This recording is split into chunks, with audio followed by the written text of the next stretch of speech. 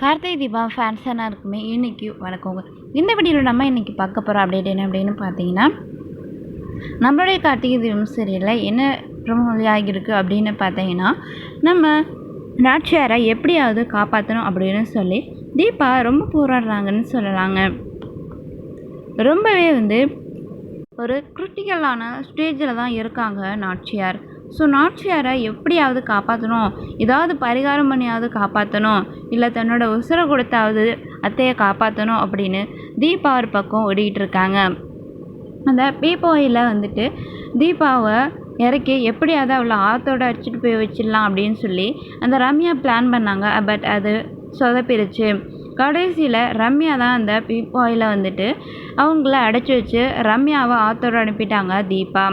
ஆனால் கார்த்திக்கிட்ட நல்ல பேர் வாங்கிட்டாங்க ரம்யா. என்ன நடந்துச்சுன்றத விஷயங்களை கார்த்திக்கிட்ட ரம்யா அப்படியே மாற்றி சொல்லிட்டாங்க.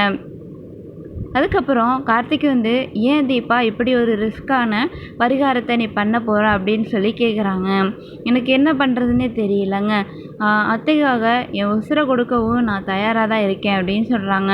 அதுக்காக இந்த ஒரு பரிகாரம் ஒன்றும் எனக்கு அவ்வளோ பெருசு இல்லை அப்படின்னு சொல்கிறாங்க. சரி அழாதீங்க, அம்மா சரியாயிடுவாங்க அப்படின்னு சொல்கிறாங்க கார்த்திக். இல்லைங்க, எனக்கு உங்களை ஹக் பண்ணி அழணும் போல் இருக்குது அப்படின்னு சொல்லி ரொம்ப ஃபீல் பண்ணி அழுதுகிட்டு இருக்காங்க. நம்ம கார்த்திக்கும் பார்த்திங்கன்னா தீபாவுடைய கண்ணீரை தொடச்சி விட்டு அப்படியே ஆறுதல் சொல்கிறாங்க.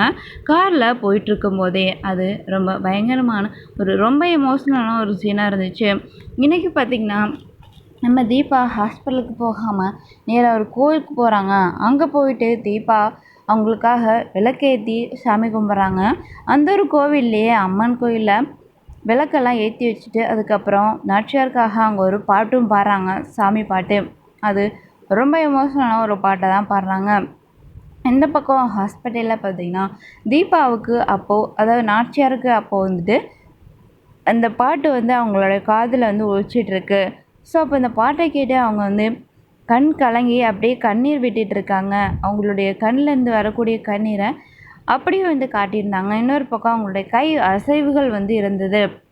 அப்போது அவங்க கூட இருந்த அந்த நர்ஸ் அதை பார்க்குறாங்க. ஸோ நாச்சியார் நல்லபடியாக பிழைச்சி வரப்போகிறாங்க. அதுதான் இனிமேல் சீனாக இருக்க போகுது. இதுக்கப்புறம் நாச்சியாரை எப்படிலாம் கவனிச்சுக்க போகிறாங்க தீபா நாச்சியாருக்காக என்னெல்லாம் பண்ணாங்கன்ற விஷயத்த நம்ம நாச்சியார் புரிஞ்சுப்பாங்க. அதுக்கப்புறம் அந்த ரியாவை கண்டிப்பாக எப்படியாச்சும் கண்டுபிடிச்சி அவங்களுக்கு தண்டனையை கண்டிப்பாக கொடுக்க போகிறாங்க. இன்னொரு பக்கம் நம்ம சாமி அம்மன் தீபாவுக்கு துணையாக இருக்காங்க. அதனால் இப்போதைக்கு ரம்யா தீபாவுக்கு எதிராக எதுவும் செய்ய மாட்டாங்க அப்படின்னு தான் தெரியுது. ஏன்னா தீபா எந்த நேரத்தில் இந்த மாதிரி நடந்துப்பாங்கன்னு சொல்லிட்டு இப்போது ரம்யா புரிஞ்சுக்கிட்டாங்க. இவளுக்கு ஏதோ சக்தி இருக்குது, அதனால தான் நம்மளே இந்த குரப்பாயில் வச்சு தண்ணியில் நம்மளே விட்டுட்டா அப்படின்னு சொல்லி அவங்க ரொம்ப பயந்து போயிருக்காங்க தீபா கிட்ட. ஓகே ஃப்ரெண்ட்ஸ், இந்த ஒரு அப்டேட் உங்களுக்கு வச்சுருந்தா மறக்காமல் லைக் பண்ணிடுங்க. தேங்க்ஸ் ஃபார் வாட்சிங்.